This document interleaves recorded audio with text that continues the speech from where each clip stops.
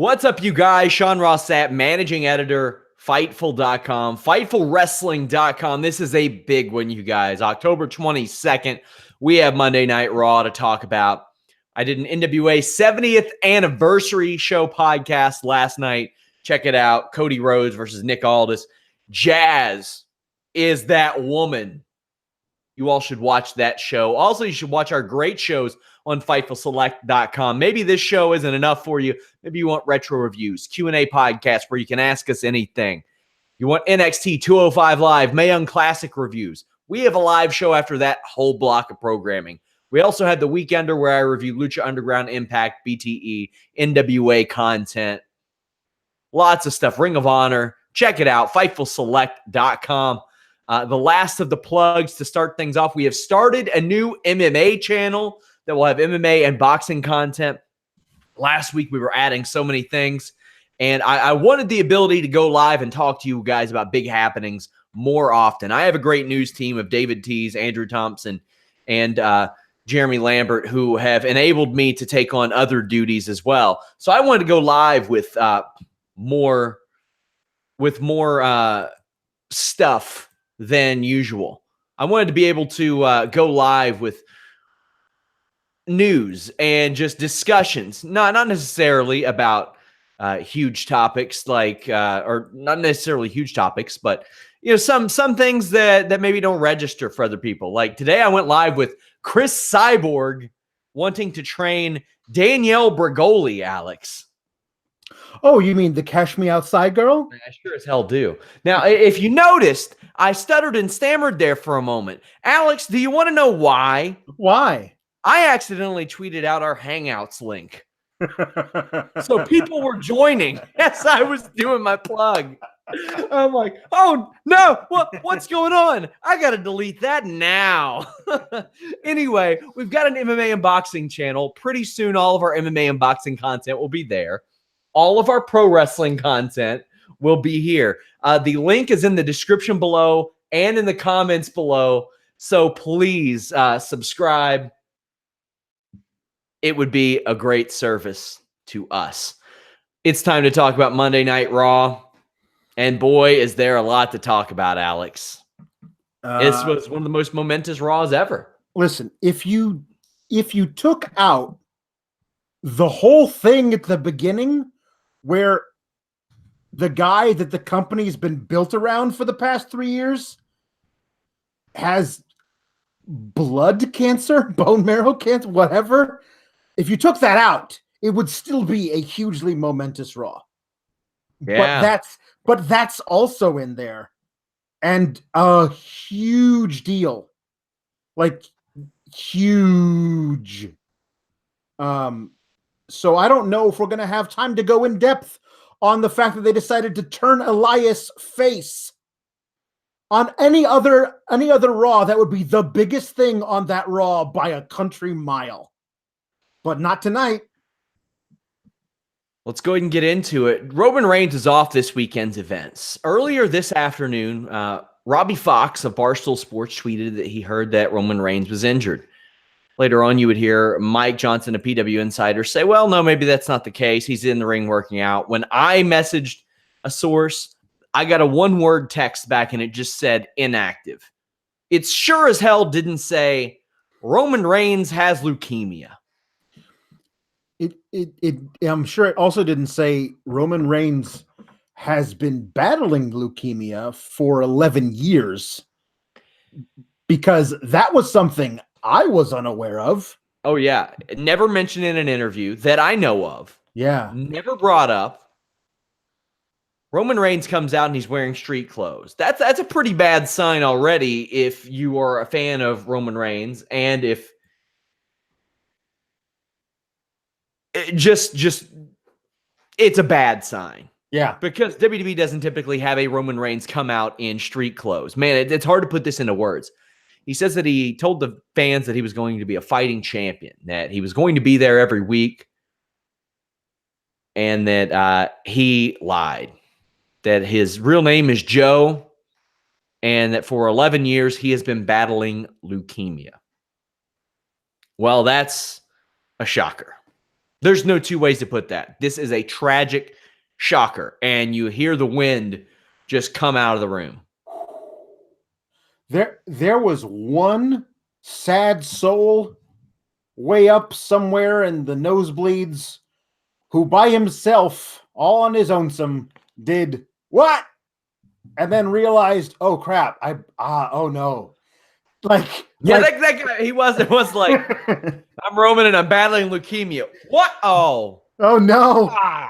One of those. That's why you don't what? That's why you don't what? This was one of those deals where listen, they have a history. They've gone to this well before with the fake retirement speech. Yes. Okay? When Sasha Banks did it, she had me hook, line, and sinker. I thought she was seriously injured and was quitting. And then she didn't. I mean, how often do you hear wrestling talking heads say, man, Sasha Banks, she's going to be the next one that has to retire because of her style? Sure. Nobody's ever said that about a Roman Reigns. And, we didn't know leukemia until we came into tonight. And while he doesn't necessarily have the style that would lend you to think that, quite frankly, shit happens, man. Yeah. The thing is, when I see him in street clothes and he coming down to the ring, I think either A, that's bad, or B, this is an angle. And with knowing the history of Roman and the history of WWE, I think B, that's an angle, is probably 80%. So I'm sitting there looking down at my phone and he says the word leukemia, and all of a sudden everything changes. Oh, yeah. Like, that's a whole different ball game. And they're not going that route. No. They don't do that. Not even Vince, I don't think, could sink that low to make an angle out of leukemia. I just don't think so. I just don't think it's possible. Yeah. And I mean, before that, all of that seems like something WWE would do in their constant effort to get him over as a character on the television program. We talked about it week in and week out. And because of this diagnosis doesn't mean that opinion changes. However, you can disassociate the man portraying the character 100%. And the character being portrayed. And I mean, even the character being portrayed puts on good matches, works really hard. I mean, he got a really good match out of Big Show before Big Show got abs. Yeah. So that last man standing match, if I remember correctly, was very good. Very good. So, I mean, I really like his in-ring work, but WWE has compromised a lot of their programming in an effort to make him above and beyond. And still, up until even a couple months, until presently, they would do anything they could to get him cheered. This is not something they're doing to get him cheered. No. Will it? It did tonight, and it probably will when he comes back, because this can change your perception of a guy. This isn't a guy that – it's a guy that, sure, maybe he's been shoved down people's throats, but he's a guy battling something very, very real and very, very dangerous and very scary and horrifying and, quite frankly, can be life-threatening. Yes, it does. Yes, it absolutely can. This is it changes everything about this guy to me, because I'm able to separate the guy, the actual person, from the character he portrays. And the actual man, knowing, like, he actually is going through this for these 11 years, but nobody else around him knows this. Maybe they do, but it certainly have been kept a lid on, so none of us know. Corey Graves said he never knew. That's amazing. So, like, here's the thing is, but all this turmoil around him, like, we hate you, Roman, you're being shoved down our throats, you suck, all the booing and all that crap he's going through, that guy knows he's having to fight through this disease to get to this point. And one of those things of, if these people only knew, and now we know, and my God, this guy totally changed in my view. Like, this promo is one for the ages. It wasn't a promo. It's a real life thing. When he says, my real name is Joe, and I've been battling leukemia, that's a huge step for WWE. They don't do that kind of stuff. Yeah, so a part of me wonders how much of this WWE knew ahead of time. Roman Reigns was not in the WWE 11 years ago. No. he was nowhere near WWE at that point. And part of me gets the feeling that WWE has such extensive medical research that they probably find out at some point. But also, part of me thinks that if Vince McMahon knows this, you damn well better believe it's in canon already. Yeah. That's the confusing thing about this. Man, I just hope Roman Reigns can get better. He says it's not a retirement speech. He's going to come back, and he gets a great ovation for this. Thank you, Roman chants appropriately. Yeah. This is just, man, it's heart-wrenching. It's heartbreaking. It just takes the wind out of everything. Yeah. The thing that wrecked me was at the top of the ramp when he left, when Dean and Seth came out, and Seth was gone, man. Seth, I mean, it felt like Seth found out that afternoon. Like, that's what it looked like to me. Like, it looked like he was blindsided by this, and his best buddy, because when you hear the word leukemia, like, I had to go and look it up. Like, I always think of it as like a kid has leukemia, and like, it's really dangerous because it's a lot, the fatality rate is a lot higher in kids than it is in adults. It's still deadly, but it doesn't, it's not a stage 4 brain tumor or something. Like, you can get past this with treatment, but still, that's a scary word, leukemia. And like, to see his brothers, Seth and Dean, be so affected for the triple fist bump, that was heart-wrenching, like you said. The emotion on Seth Rollins' face, I mean, you could see it. And the seriousness of the situation cannot be underscored quite enough. We definitely hope that Roman Reigns gets better throughout the night. Several wrestlers, people in WWE, just people in wrestling in general, sent their well wishes. You can see those over at Fightful.com. We'll talk more about this throughout the night, and this was a big-time episode of Raw, even beyond that. And like I said, I mean, Roman Reigns and Corey Graves, I think they first wrestled in 2011, and Graves said that he didn't know. Yeah. Man. Let's move on. WWE Raw, October 22nd. Reminder, guys, we do have an Evolution post-show this Sunday. I'll be joined by LaToya Ferguson and Trina, who you all may remember from the Raw podcast when we first started the site. We're bringing back a legend of our own for this show. Very happy to have both of them with me this Sunday night. So join us for that. We got a lot of stuff coming up about Evolution. So Roman Reigns relinquishes the WWE Universal Championship. I don't even know if we mentioned that. No. I don't know if we even mentioned that. He relinquishes the championship. Yeah. So no title holder. Oh, man. Finn Balor defeated Bobby Lashley with Lio Rush. Lio Rush comes out, and I love that Renee Young immediately wonders why he doesn't have a shirt on. And to me, I thought this was a nice way to try to lighten the mood, but man, it was real hard. Yeah. Listen, anything following that is going to die a death. Yeah, and this was the first time that I think I even told you off the air. The first time I ever went live during an episode of Raw was for this situation, because, I mean, you have to. So Rush distracts Balor, allowing Lashley to hit a clothesline, and they make it look like Rush was chanting Lashley all throughout a commercial break, which I think is hilarious. That's good. That is fantastic. Do you think this ever backfires and the crowd starts going, Lashley, Lashley? like sure, is like an ironic chant. Absolutely, why not? Do it. But here's the thing. Listen, if you're not watching 205 Live and you think this kid is just a mouthpiece, like the five-way, the quintuple threat match last week, that guy put on a clinic with Cedric Alexander. He's so good. I really need to see him and Lashley team up and have a tag team match. I am so happy that Lio Rush is still wrestling. My God, he's so good. Because, a lot of times when they slide somebody into that role, it doesn't necessarily work out in that way. Lashley sets up for the deposit, but Balor reverses it, rolls through, hits a drop kick. Balor also gets a double foot stomp, but Lashley turns the tides by catching Balor with a Samoan drop. Balor gets a sling blade and ends up rolling up Lashley for the win. That's it. This was a bumper match essentially after that horrific announcement that we saw.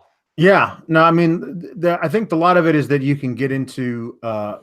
People are going to cheer Finn. Finn Yes. is a universally beloved character on this show. If they threw some real push behind him, he would get unanimous cheers. So it's good that they relied on him to get the crowd, going and rooting for something. But still, like that's a hard act to follow, man. It is, man. And I feel like WWE felt like you couldn't do it anywhere else on this show. Right. Reigns doing that had to be first. Yeah, I mean, it cast a pallor over the rest of the evening, but I don't think you can end the show with it, especially not like with what they did with the end. Yeah, Ruby Riott with the Riott Squad defeated Sasha Banks with Bayley and Natalya. Let's go ahead and talk about the match made for Evolution, which is a fantastic disservice to a great number of people involved in it. Ruby Riott has carried this show from an in-ring perspective for the women's division on her back in the ring. Yep. Sasha Banks and Bayley.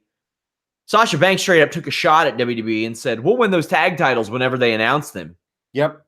Natalya has been involved in getting Ronda Rousey where she is, but then where's Natalya right now during this Bella Twins situation? It would be nice, since there's two Bella Twins, it'd be nice if Ronda had a friend that could be in the ring with her in case, the damn numbers game took over.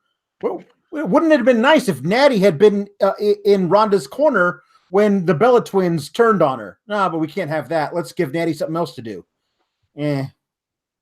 This 6-woman tag match is just so... people would have been better with a competitive Sasha Banks versus Bayley match. Yes, it's this on there. The way that they are putting together this Evolution card is as though the card was being sabotaged. Like there are so many more options you have rather than this 6-woman tag match with nothing on the line whatsoever, and this battle royal for a future title opportunity that is half retired people. And as you mentioned on Twitter, why wouldn't these 6 women rather be in that match from a character standpoint? Like, why wouldn't here's the thing. Somebody tried to say if you put them in the battle royal, you would just complain that they're not in a storyline match. Listen, the fact that you can sit there this isn't a storyline match. The fact that somebody can sit there with a straight face and call this debacle, this perfunctory 6-woman tag, a storyline match when there is no story to be found anywhere, it shows how low the bar is that they have trained so many fans to accept. Listen, it's fine if you actually built these trios as trios for a month and gave them a real thing real grudge to fight over. But no, it's just Ruby and her little Bobsy twins who go around, throwing condiments at doors, and then Natty is now friends with Bayley and Sasha for some reason. Like, wouldn't they all rather have at least a fighting chance at getting a future title shot? I think they would. It's just mind-blowing. Well, Sasha and Ruby do work well together. Sasha does a lucha arm drag, which Cole calls deep. Now, I just want to say, I've done a few lucha arm drags in my day, and I've done a few regular arm drags. I've done the wrestling style. I've done the pro wrestling style. You can't really get deep on a lucha arm drag. That's not the way that works. You grab them by the wrist, you run up the ropes, you turn. Yep. That's not the way that works. Nope. Either way, Ruby applies a cravat and then kicks out Sasha's leg. I love that. It reminded me, I posted it on Twitter, of Lash LaRue's Whiplash 2000 move. Oh, I miss Lash LaRue. That guy was great. He Love that guy. Everybody and their mom uses the fireman's carry into a seated the Michinoku driver. He was doing that in WCW before anybody else on the show was. And I'm surprised nobody's picked up that Whiplash 2000. It was a 3/4 face lock with a Russian leg sweep. Well, yeah. It seems... What I love about that move was the float over for the cover. Oh, yes. It was seamless. Mwah, perfect. Very good stuff from Corporal Cajun. Ruby Riott is head scissored into the buckle, eats a knee that got Sarah Logan to react really well. When Sasha hit Ruby with that knee, there was a pop, and Sarah was like, oh, hell! Meteor and a backstabber hit, and everyone ringside battles it out, which of course leads to Sasha. What's going on over here? Let me just quit my match and get involved. These two women that I'm going to tag with Sunday might not be able to handle themselves against these two women that I'm fighting Sunday. The odds are even. So let me come out here. This makes her look so dumb. It's insulting. Well, Ruby Riott wins with a Riott kick. Lazy booking, lazy finish, good wrestlers. Yeah. You know, I'm gonna say this is a thing that they should have done. They could have easily done this Queen of the Ring tournament. If you're gonna put a title on the line, do a Queen of the Ring tournament at Evolution. That would have been really cool, and it would have given us some really great matches as opposed to a battle royal, which is a lot of fun, but not really wrestling, and a 6-woman tag that's, who cares? Or at least the finals of that tournament. Yes. And then that could have made sense for Bayley and Sasha. There you go. Hot damn. That took about, 12 seconds on a random post-show Raw to do? Yep. Okay, cool. Yep. Nia Jax cuts a bad backstage written promo about winning the Battle Royal this weekend. There were a lot of these that promoted Crown Jewel and Evolution, and pretty much all of them were terrible. Dana Brooke honestly had the best one. Yeah. Dana Brooks improved a lot, though. Kurt Angle's was by far the worst. My God. Hold on. I'm going to do this as if it were my Fightful podcast co-hosts.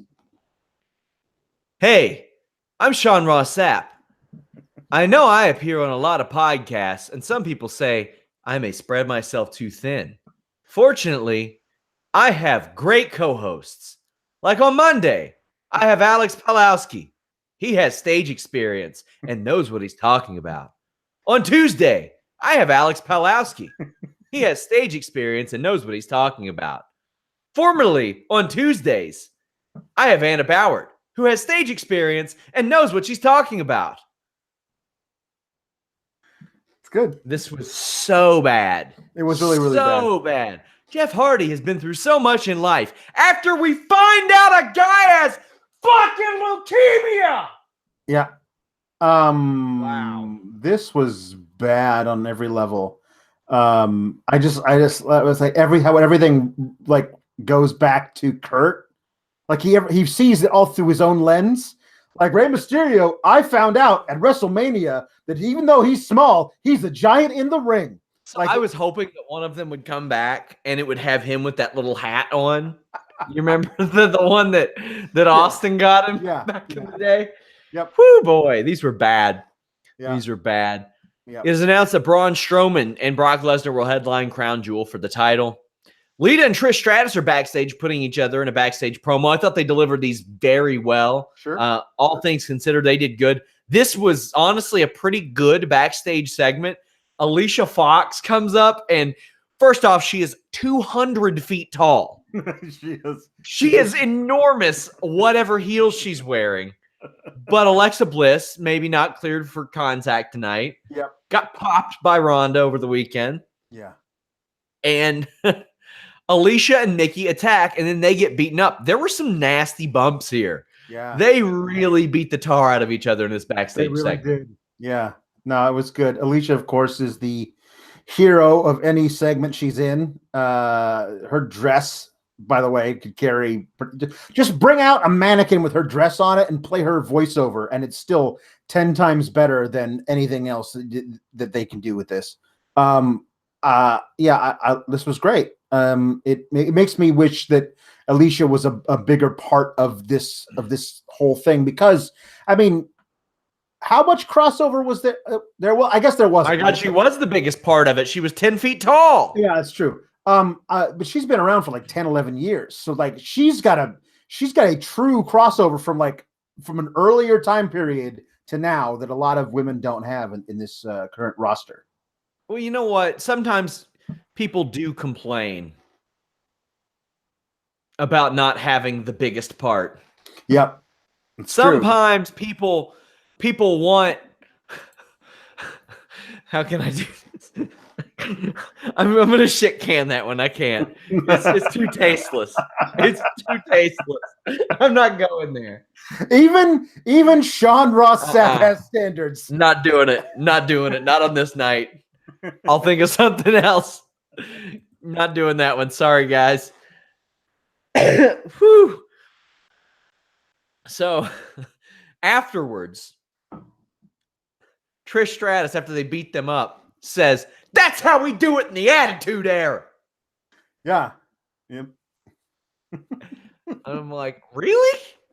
Yeah. I was trying to explain this to somebody on Twitter over the weekend when they were like, because I don't like seeing all these retirees in if like, somebody's giving you attitude about how you do it in any era, check out our friends at BlueChew.com. You won't get that attitude, maybe some good attitude. After you visit BlueChew.com, it can increase your performance and give you that extra confidence in bed. BlueChew.com, like the color blue, brings you the first chewable with the same FDA-approved active ingredients as Viagra and Cialis, so you know they work. You can take them anytime, day or night, even on a full stomach. And since they're chewable, they work up to twice as fast as a pill, so you can be ready whenever an opportunity arises. Maybe you time travel to 1998 and you're fully loaded. Maybe your game hasn't been so great and you're transported back to 2005 and your lady says, "No more. It's your judgment day." 2001. You're afraid of that backlash. Well, you know what you need to do? Just transport right the hell back to 2017 and you show her those great balls of fire. Use that code FIGHTFUL. You get your first shipment free. You just pay $5 shipping. They are prescribed online and shipped straight to your door in a discreet package. No in-person doctor's visit. No waiting at the pharmacy. No more awkwardness. No shame in your game. I have a lot of people say, "I don't need that." It's not about needing it. It is a performance enhancer. And that is not a bad word, my friends. BlueChew.com. Code FIGHTFUL. Let them know at GetBlueChew on Twitter you heard about them from us. You were saying, Alex. I forgot. That segue was too good. About the retirees. Yeah, the retirees. That I'm not a big fan of the retirees being a big part of that battle royal. And I said that maybe I'm crazy, but with the then, now, forever, what that means is the past, present, and future. And for me, the least important part of those three things is the past, because the present is what's going on right now, and the future is what you have ahead of you. The past is the least important part of those three things, but according to WWE, it feels like they think that's the most important part. And I don't feel like you can build something like this kind of a program around that instead of the future. Sure. DX comes out. They make a joke about Kane being mayor. Say that they're not running for mayor anytime soon. Ooh! Those naughty DX boys breaking the fourth wall. They call themselves old and say that's what nostalgia really means, but nostalgia filled up a stadium in Australia and that a 40-year-old movie in Halloween is number one at the box office. Mm-hmm. I mean, nostalgia is in. I'm not going to deny that. No. One of my favorite stories or favorite websites is ProWrestlingStories.com, which is essentially old interviews rehashed with some more background to it. Yep. It's good stuff. Retro content does well. Our retro review on FightfulSelect.com is one of our most popular features. And I get it. He's kind of addressing some of the criticisms, as he should. Sure. But I mean, that's taken such a backseat to the other criticisms about this show. And Kane and Undertaker show up and say absolutely nothing on the Titantron. They're in a graveyard and they just talk. They just talk. They make sounds with their mouth. There's no substance to it. The only new information that I got personally from out of it was that I didn't realize that Sean is over 4 years older than Hunter. I had no idea. Thanks, Styrofoam Tombstones. Thank you for telling me all the things I needed to know. I posted on Twitter that I like Kane's promos a lot more when he was congratulating Daniel Bryan on hard fart victories. Yep. Let's be honest. Sometimes after hard farts, those aren't victories. No. For anybody. Those are Nobody losses. wins. Those are losses. Michael Cole brings up the Bella Twins and Rousey. Why did the Bellas dress up in their ring gear for this? I don't know. I don't know anything about. I don't know. I don't know. They are action figures of themselves. They don't appear as real people to me. The Bellas, like they feel like very sophisticated robots. They don't feel like real people. I mean, the thing is, they've got a clothing brand. Yeah. Why didn't they come out in that? Yeah, absolutely. How about some fashion? Where's some fashion? But the problem is I don't. I mean, maybe you could find one of your, fashion T-shirts to rip open, revealing the same T-shirt underneath.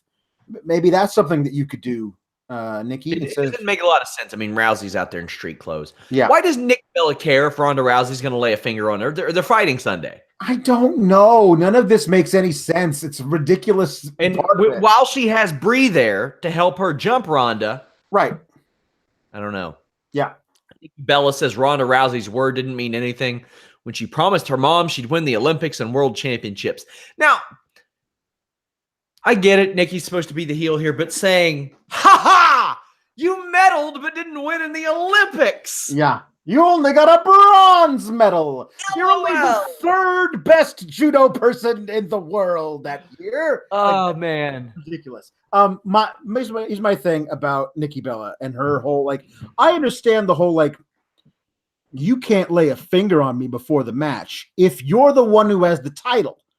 That's the whole point of that. I've seen that used by the champ before in these situations where if you touch me before the match on Sunday, the match is off. It's in the contract. Mm-hmm. But if you're the challenger that has no weight, whoops, you don't get a beat. If you beat me up now, you can't beat me up later. Whatever. Bella smacks Rousey, who smiles about it and says, I will end you.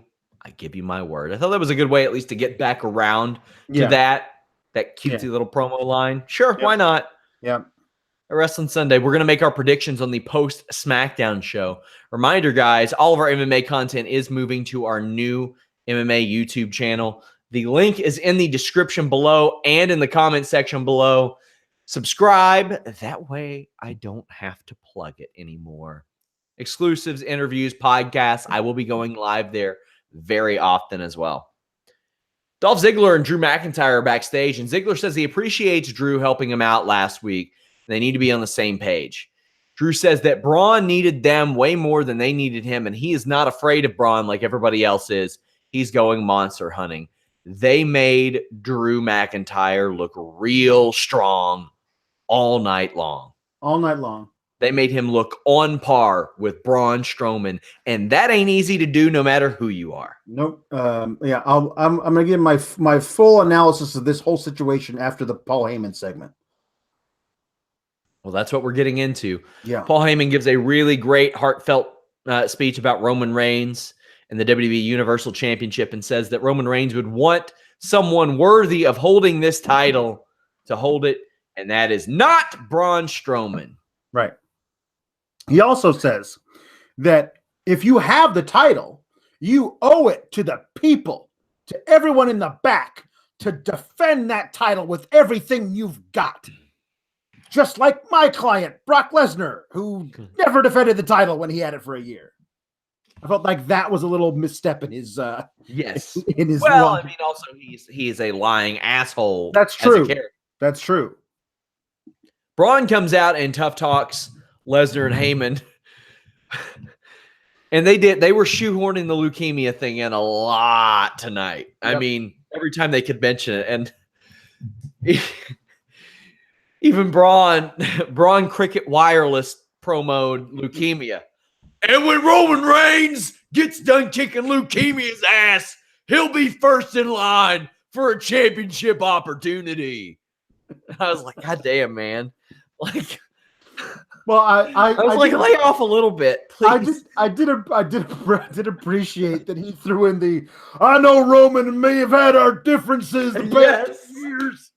There was that one time where I threw him, he was on a gurney, and I ran and I just chucked it off with his loading dock, and then he put in an ambulance, and I lifted the ambulance over. And then there was hit me one time with an ambulance. There was that one time when I was in an ambulance, and he ran it right into a semi-trailer, and I got out, and my face was all messed up. But after I beat Brock Lesnar, he'll be the first in line. I did like that he mentioned that there was a little bit of a, some differences they'd had in the past. A little bit of leukemia too. Yeah, a little bit of leukemia. As Heavy J says in the chat, leukemia is going to get these hands. Oh, man. But, I mean, I appreciate the sentiment, and I saw an Instagram post that he put out that was much more appropriate than having him put this line out there. So as he turns around, McIntyre flies through the air and blasts him with a claymore. Yep. That ain't easy to do. I don't know if you saw Table for Three, but Drew McIntyre revealed that he came up with the claymore during the 3MB days because his pants were so tight that when he tried to do a big boot, he left his feet and actually knocked himself loopy while doing it to Ryback. So now, anytime he does it on purpose, I'm like, is he going to knock himself loopy? Because he did it on accident once. Yeah. But he got some air on the floor. This was a hell of a claymore, Alex. Yes, it was. Listen, it's a horrible tragedy, this thing that's going on with Roman. We don't know the prognosis of it or whatever. We absolutely believe that he will pull through. We hope he does. We send prayers out to him and his family. Out of that, I don't know how they could have set this up better if they had tried. Because they already had the tensions boiling over from last week between Drew and Braun. And it turns out all you need to go from Braun being super heel to Braun being monster babyface again is for him to have a program with Brock Lesnar, who we all want to see lose at Redacted. Maybe not Saudi Arabia, probably still Saudi Arabia.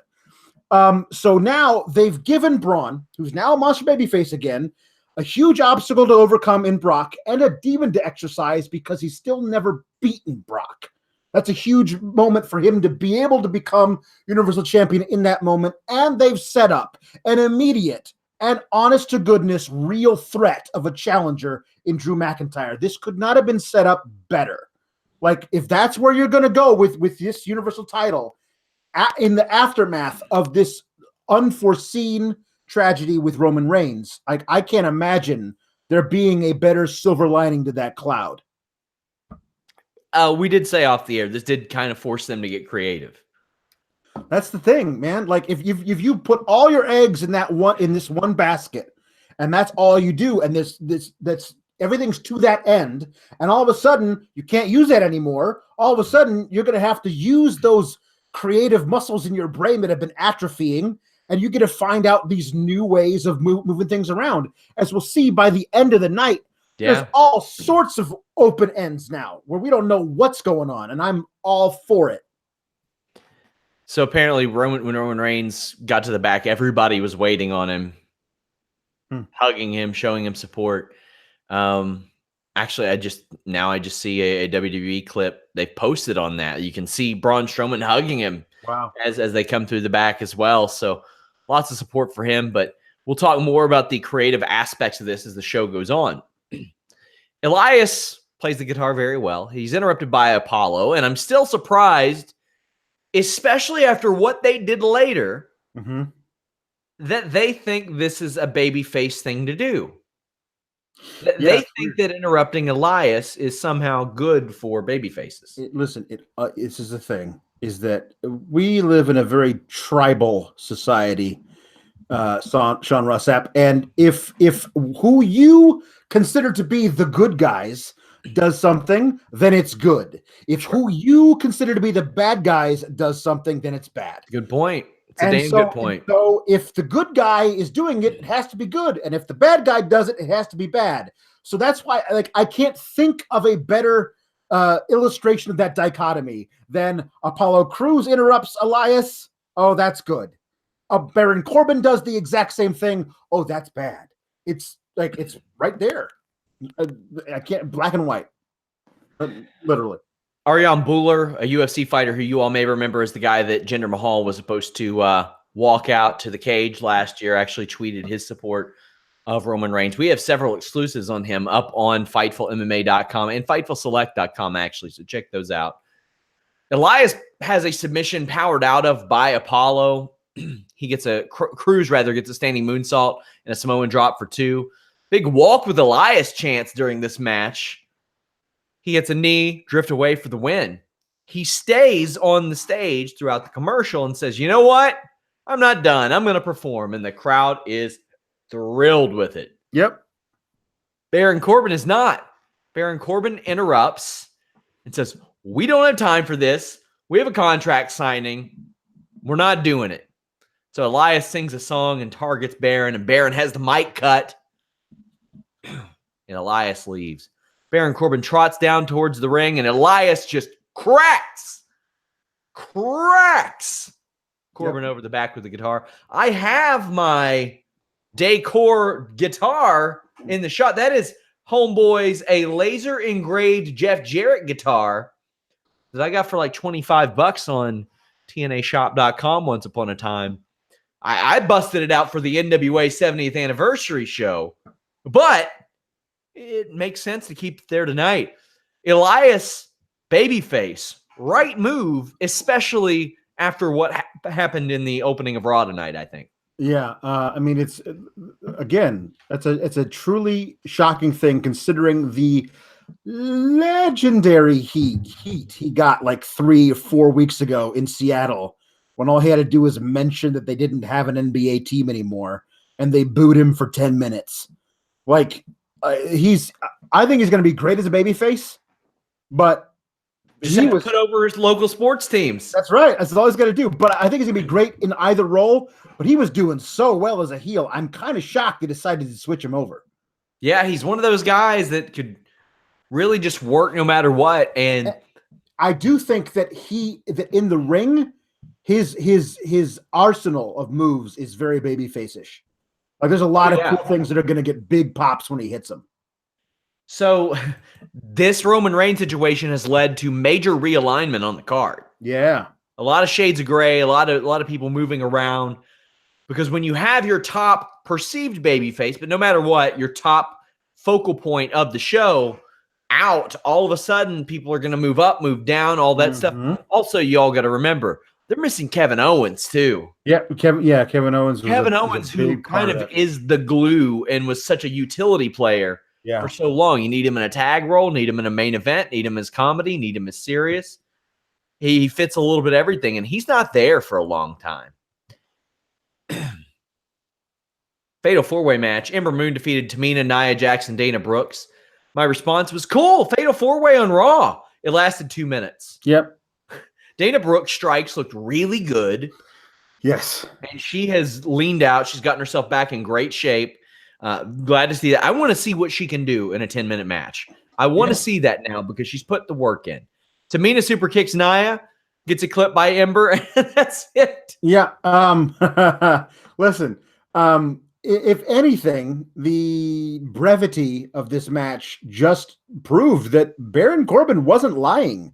They really didn't have time for Elias to do a song. True. Like this, if he did the song, they would have had to cut this match entirely. Great general managing he did there. Yeah. He generally managed the hell out of that show. He took one for the team. That's true. That is excellent work. Excellent work. Also, they announced that the Battle Royal Sunday will be over the top rope. I had actually 777, one of our mods on Fightful.com, asked me if I knew about this, about what kind of Battle Royal it would be, because for years before, it was through the ropes. Right. Even WCW's World War III, I learned recently, was through the ropes. That's coming soon on FightfulSelect.com, that retro review. But this is Over the Top Rope. I messaged WWE for clarity. They didn't provide it yesterday, but they did tonight. So no harm, no foul. I am okay with this result for a couple reasons. One, I'm looking at those 4 women in the ring, and Dana Brooke may be the second best worker. Yeah. Maybe. Yeah. Depending on where you see Nia. And it does give the impression that matches can end whenever. And sometimes you need that. Right. Sometimes you need a match that looks like it's going to go a while to go 2 minutes. Yeah. In this scenario, in a 4-way match where there's attention being divided, if Ember Moon can catch somebody unawares with her unkick-outable finish, that match should end. Like, I think everybody takes well. Oh, yeah. Everybody takes that move well. I feel like every girl in the back is like, I can't wait to take it because I got this really good idea for how I'm going to sell it. I love it. Everybody does it different. Good. Yeah, it's so good. It's fantastic. Everybody was taking Willie Mack's stunner different last night, too. Sam Shaw was taking the hell out of Willie Mack's stunner on NWA. And I'm always down to see more Willie Mack. Impact, NWA, Lucha Underground. He's great. Yep. WWE Raw Tag Team Championship. This was a good one. Ambrose and Rollins cut a great emotional promo backstage. Ambrose says they'll do what they always do, win. He wasn't lying. These two have their typical fast-paced, high-level match. Some highlights include Rollins with the suicide dive, Ziggler with a Fameasser, McIntyre with the Bama Slamma, as we call it. Dogs of War use the typical yank Ambrose off the apron and then clothesline him when he runs around the ring spot. And we come back, and Drew McIntyre does a beautiful spider suplex. For those of you unfamiliar with the term, that's where your feet are essentially in the tree of woe, and then you lean up and grab a German suplex and throw the person back. However, how Rollins does it is he takes it on a moonsault cell and does a face bump off of it. Yeah. That was magnificent. So good. Loved it. Ambrose follows with a big drop kick as soon as McIntyre gets done doing that move. Rollins gets posted, zigzag from Ziggler, and the pinfall, you can tell that Dolph Ziggler was a high-level amateur wrestler. Yeah. He does everything he can to get that person's shoulders on the mat. Yeah. He does the deep far leg, then he hooks the near leg with his own legs and laces it. The type of pin that you usually only put on somebody when you're going to win a match in general because you're afraid they might not be able to kick out, especially if you're Dolph Ziggler, one of the all-time great wrestlers at the college that he went to. Yep. So that was really good. Then Strowman's music hits. Yep. Ziggler and Rollins take each other out and the ref. This was beautifully timed. Yes. Because as soon as McIntyre sees Braun, he goes, all right, you son of a bitch, let's go. And they do. They brawled all over the place. This was the continuation of them putting Braun Strowman and Drew McIntyre on the same level. And by that, I don't mean they dragged down Braun Strowman. They put Drew McIntyre all the way up. Now, we often talk about how they protect everybody on a show sometimes, a little too much. But their idea of protecting somebody is 50-50, 50-50 over and over again. Yeah. Drew McIntyre wasn't getting pinned. Drew McIntyre was getting pins. Drew McIntyre was hanging in there with top guys. And this is the culmination of that, Alex. And it's unfortunate that it maybe took what happened to Roman Reigns to accelerate that a little bit. Yeah. Listen, I'm always begging for heels that don't get scared. Like, I love that Drew McIntyre says, okay, biggin, bring it. Like, that's a huge deal because so often WWE, as soon as a guy goes from being a baby face to a heel, or he gets in a certain, like, all of a sudden he's like, oh, whoops, gotta be a chicken shit. Like, no, not Drew, and not against this guy either. Like it's so perfect. I love that Braun has met a guy who stands up to him, and Braun just keeps moving through, and Drew pushes back. It's a great setup to a possible a future feud here. I mean, I'm thinking it's inevitable at this point, but I still didn't want to get my hopes up. But I want to say that also the fact that Drew is so large and moves the way he does, and his finisher is just turning his massive frame into a heat-seeking missile aimed at the other guy's head. Like, that's a perfect counter to what Braun is. Like, that these guys could not be better matchups for each other, and I'm so excited for this.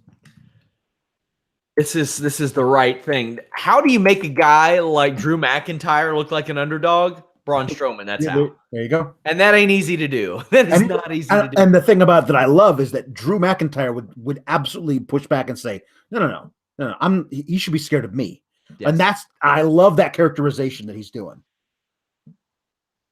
So Ziggler tries to use the title and is stopped by Ambrose. Curb stomp and a pin, new tag team champions. Now can't believe I'm saying I'm very interested about anything about Dolph Ziggler, but I'm very interested to see where he falls throughout all this. Yes. Because Dolph Ziggler has had a weird year. He won the U.S. title, gave it up to be number 30 in the Royal Rumble, got eliminated in 2 minutes, did nothing. Yep. And he has been not just serviceable, he has done very, very well in this role. Yeah. He has been exceptional in this role, and it looked like he was going to be the odd man out here. No, he helped keep a lot of these matches together and made a lot of these matches really good. So hope that something good's in the cards for him as well. So this is a great moment, and it turns into an even greater moment.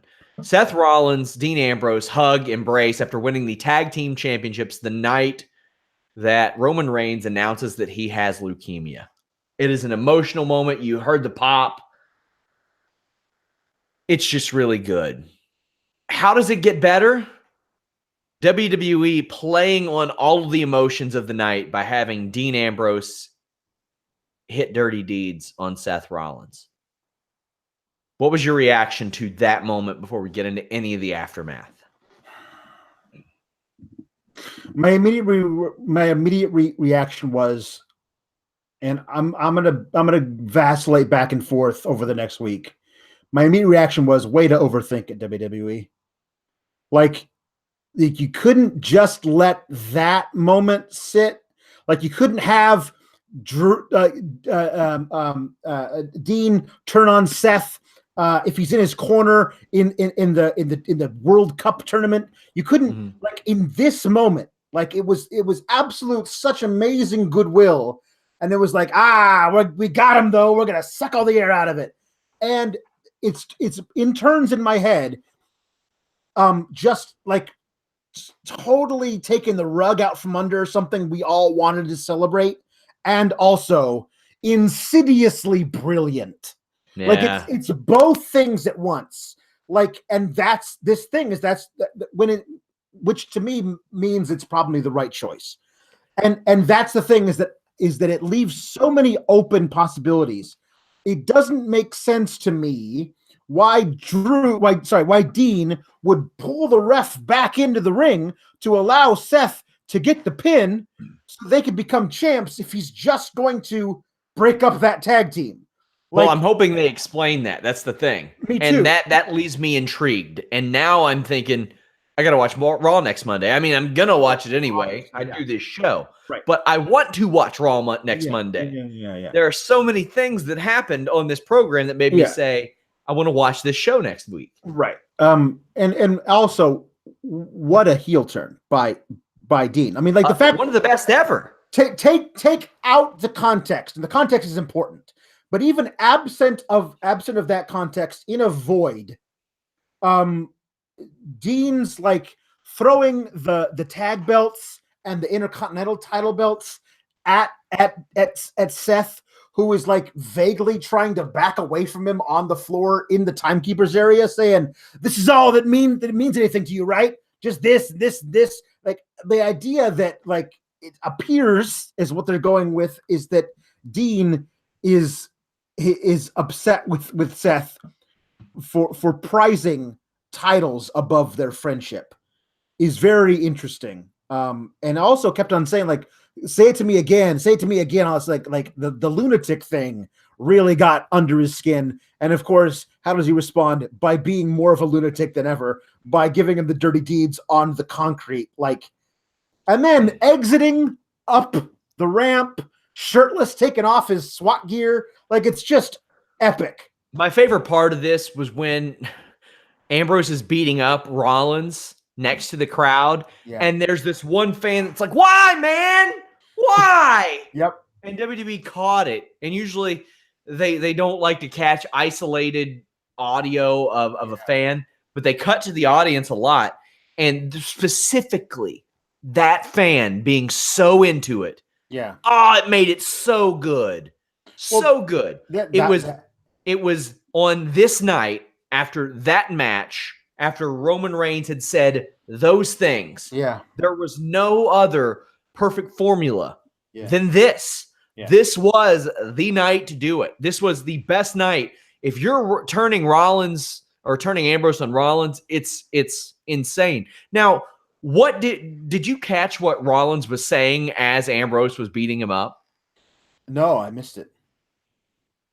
It seems like he was mumbling stuff and just saying, like, stop and I'm sorry and stuff like that. Like, there's more to even break down than I even had the opportunity to go back and look at right here. Right. No, and obviously. And if you're Dean Ambrose, Seth kind of deserves it after years ago. Now, Rollins has tried to make up for that, but yeah, well, here's the other thing is like he kept, right before he hit the dirty deeds, he was saying, "You asked for this, you wanted this, this is what you wanted the whole time," something like this. Like, I'm let's give them the benefit of the doubt and say that they'll explain it. But again, this creates so many open ends. You have these guys now are the tag team champs, but presumably won't be defending the belts together. So I'm not sure what they do with those tag belts. They haven't been using them much anyway. I don't know the last time Rollins ever defended that Intercontinental title.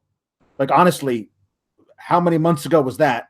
It hasn't been months. I mean, it feels like he defended it against Dolph like after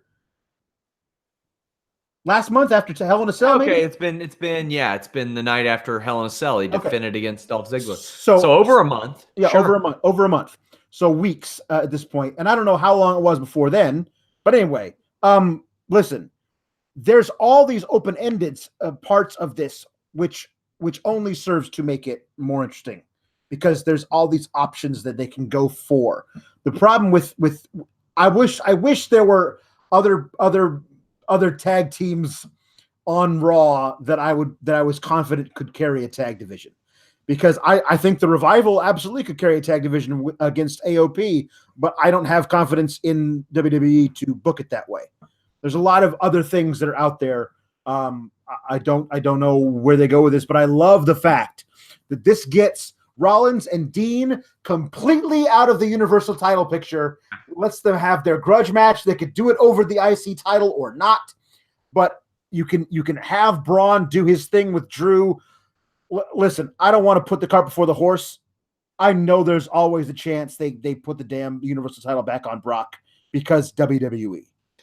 But yeah, if they don't and they actually wise up and do this thing, they've been gifted this opportunity to go back on all the mistakes they made with Braun Strowman, put monster babyface, give that guy that belt, and have his perfect foil in Drew McIntyre and ride that shit into Royal Rumble. You know? A lot of people think that they'll put the title in Lesnar so he can walk out with it at UFC. Oh, please, okay, God. So, guys, if they didn't let Conor McGregor walk out with either of the two titles he didn't lose, I highly doubt that they'll let Brock Lesnar bring a WWE championship and people will be like, "Oh, Brock does what he wants." No, not if Conor didn't, because Conor literally does what he wants. Yeah. That was Raw. We have match ratings going up in the morning. Of course, we have post SmackDown. We have listing your boy this week, this Wednesday, myself and Jimmy Van. I think it is November 28th is listing your boy 100. Me and Melissa, producer Melissa, are going to fight. We're going to be heavy on media. I am promising big surprises, explosions, moves banned from WWE. Whether Jimmy's here or not, I am setting the date. November 28th is Listing Your Boy 100. Even if it's episode 97, it'll be 100. This is what we're doing.